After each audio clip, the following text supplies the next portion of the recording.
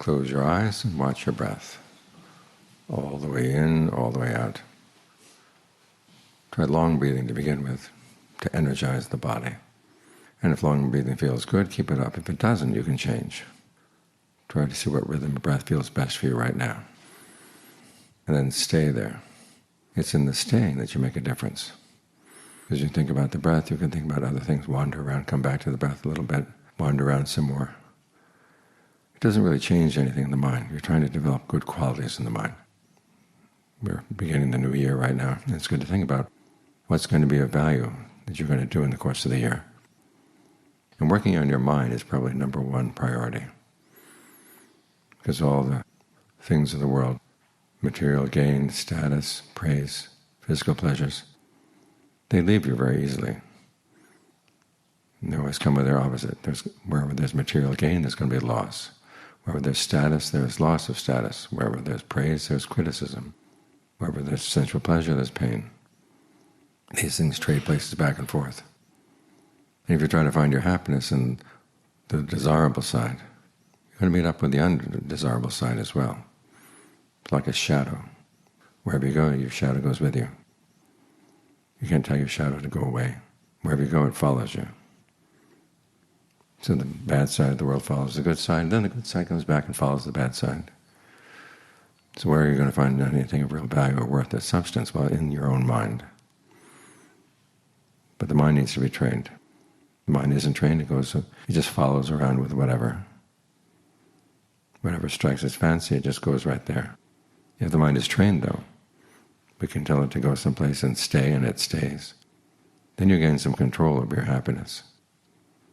As we enter the new year, it's good to think about what you need to do to train the mind. The Buddha offers generosity, virtue, meditation as the three main ways of training your mind. In the course of training your mind, you find happiness, because generosity is happy for you and it's happy for the people you give the gifts to. Being virtuous is happy for you and happy for the people who are not oppressed by your behavior. And meditating is happy for you because you're getting some control over your greed, aversion, and delusion. And your greed, aversion, and delusion don't bother anybody else. So this is the kind of happiness that's good all around.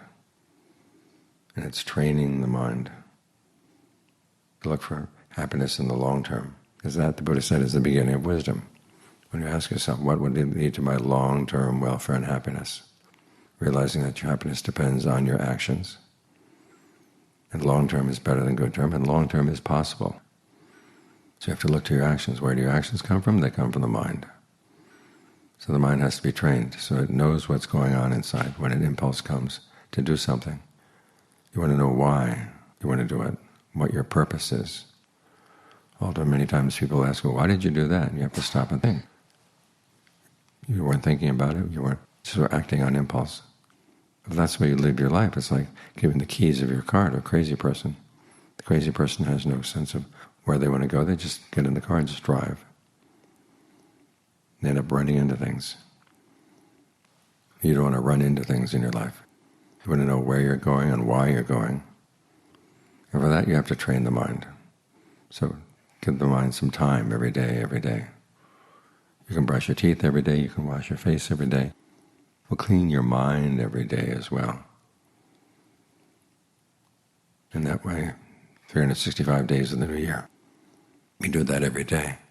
It'll be a good year, because as the Buddha said, days are auspicious not because of the stars, not because of the date. They're auspicious because of the good things you do. So you can make the whole year an auspicious year by choosing to train your mind well.